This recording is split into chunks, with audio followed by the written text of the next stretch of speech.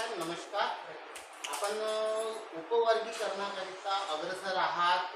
त्याबद्दल सुद्धा आपण मोठमोठे आंदोलन घेतले आणि सभा घेतल्या, काय सांगाल? अनुसूचित जातीचं उपवर्गीकरण करण्याच्या बाबतीमध्ये महाराष्ट्रामध्ये प्रचंड मोठ्या प्रमाणामध्ये लोकांमध्ये संभ्रम आहे. सर्वोच्च न्यायालयानं जो निर्णय दिला 1 ऑगस्ट 2024, त्यानंतर महाराष्ट्रामध्ये जे अनंत बदर माजी न्यायमूर्ती यांच्या अध्यक्षतेखाली जे एक सदस्यीय समिती बनली, त्या समितीचा अहवाल आतापर्यंत महाराष्ट्रामध्ये लोकांच्या पुढं आला नाही आहे आणि म्हणून लोकांमध्ये संभ्रम आहे. महाराष्ट्रामध्ये अनुसूचित जातीच्या 59 जाती आहेत आणि या सगळ्या 59 जातींमध्ये आरक्षण कसं वाटप केलं जाणार आहे अ ब क ड, या बाबतीमध्ये लोकांमध्ये प्रचंड मोठ्या प्रमाणामध्ये संभ्रम निर्माण झाला आहे आणि म्हणून या ठिकाणी ठिकठिकाणी गावोगावी मोर्चे आणि आंदोलनं होत आहेत. 30 तारखेला 30 जून 2026ला मुंबईमध्ये मोठ्या प्रमाणामध्ये वेगळ्या वेगळ्या पक्षाचे लोक त्या ठिकाणी एकत्रित येत आहेत. सगळ्या जातींचे लोक एकत्रित येत आहेत आणि त्या ठिकाणी प्रचंड मोठा मोर्चा आयोजित झालेला आहे.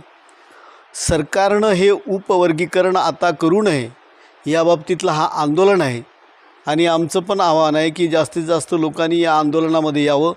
कारण 59 जातींना कशा पद्धतीनं तुम्ही देणार आहात, पुढचे त्यांच्या भविष्यामध्ये काय त्यांच्या पिढ्यांसाठी कशा पद्धतीचं आरक्षण देणार आहात, ते जेव्हा संभ्रम निर्माण झाला आहे तो संभ्रम दूर केल्याशिवाय या आरक्षणाचं उपवर्गीकरण करू नये.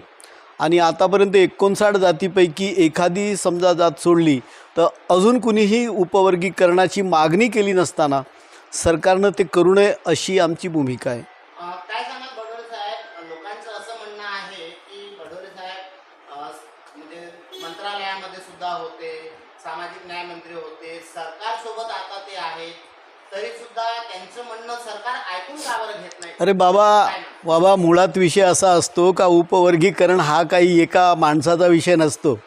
आतापर्यंत आंदोलनं पाहिलीत काय तुम्ही? अनुसूचित जातीचा हा आरक्षणाच्या उपवर्गीकरणाचा विषय आहे. जेव्हा OBC-मधून मराठ्यांना आरक्षण द्यायची गोष्ट झाली तेव्हा सगळ्या पक्षाचे आमदार एकत्रित आले, आपण पाहिलेलं आहे. जेव्हा आदिवासींचं आरक्षण धनगरांना द्यायची गोष्ट आली तेव्हा सगळे पक्षातले, सरकारमधले आणि सरकारच्या विरोधातले सगळे आमदार एकत्रित येताना पाहिले आहे. इथं जेव्हा अनुसूचित जमातीचं आंदोलन झालं होतं त्याच्यामध्ये पण आपण पाहिलं सगळ्या पक्षाचे लोक. त्याच्यामुळे हा एका पक्षाचा विषय नाही आहे, हा अनुसूचित जातीच्या आरक्षणाचा विषय आहे. आणि म्हणून या ठिकाणी आम्ही पण म्हणतो जे आले नसतील त्यांनी एकत्रित या ठिकाणी यावं आणि या ठिकाणी आपली जी न्याय मागणी आहे, संविधानिक मागणी आहे, ती मागणी आपण सगळ्यांनी मिळून त्या ठिकाणी पूर्ण केली पाहिजे आणि त्या बाबतीमध्ये आपण सगळ्यांनी एक संघ राहिला पाहिजे. बाबासाहेबांनी घटनेमध्ये म्हटलं आहे की अनुसूचित जातीचा जो वर्ग आहे हा एक संघ आहे आणि म्हणून आपण सगळ्यांनी एकत्रित येऊन ही मागणी करावी अशी आमची भूमिका आहे. धन्यवाद.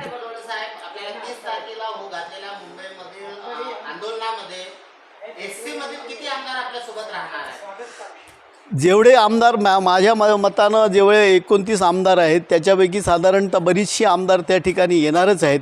शेवटी आमदाराचा प्रश्न नाही, हा प्रश्न आहे समाजाचा. जातीची आरक्षणाची जे 13% तुम्हाला आरक्षण भेटते त्याच्या विभागणीचा विषय आहे.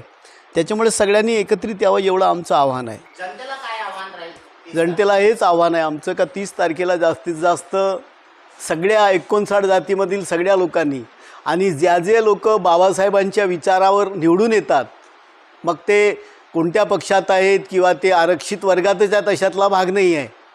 सगळ्या ठिकाणी या आरक्षित वर्गाच्या मतांची गरज असते. त्या सगळ्या आमदारांनी पण त्याला सपोर्ट करावं, खासदारांनी सपोर्ट करावं एवढी आमची मागणी या ठिकाणी आहे. धन्यवाद. जय भीम.